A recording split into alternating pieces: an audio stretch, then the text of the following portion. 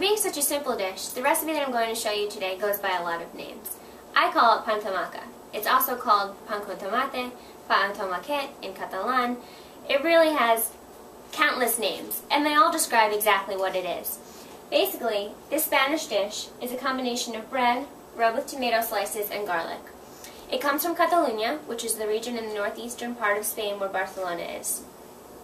Basically, it's very simple to make. What you're going to need is a little bit of, I don't want to say stale, but stale bread, crispy bread. In Spanish they call it pan de ayer, yesterday's bread.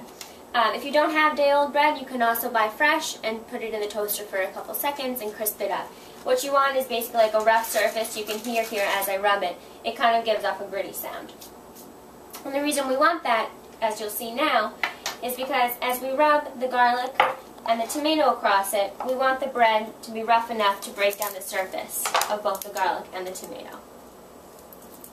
So just peel the top off, you cut the tip off the garlic clove, and you're going to rub it along the surface of the bread, breaking it down and imparting the bread with a little bit of the garlic flavor from the essential oils. Next, you'll take your tomato, and we're going to want to cut it lengthwise like this, across. So not from pole to pole where you see the roots, but straight through the center of the tomato. And as I open it up, you'll see why. The reason we do that is because that exposes the most of the flesh of the tomato, and we get a lot of the pulp and the seeds coming out as we rub it along the bread. So as I rub it along the bread here, you'll see what's happening. The flesh of the tomato is breaking down and imparting the bread with the flavor. Next, you're going to drizzle it with just a little bit of olive oil and a sprinkle of salt. Now this is the most basic pan tomaca. This is the classic, traditional, complete recipe.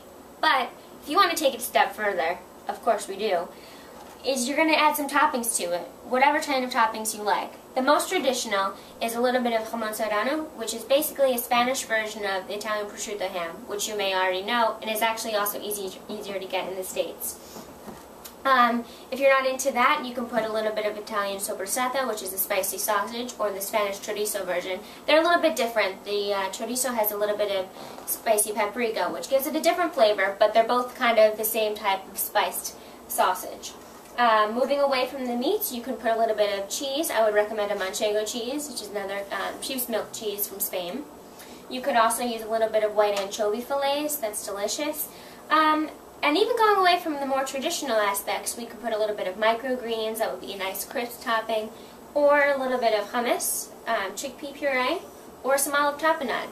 So basically, think of this as a blank canvas. You can eat it as is, or decorate it a little bit and make it a little bit more exciting. So, the recipe for today is pan tomaca, pan tomaquet, pan con tomate, whatever you call it, it's great.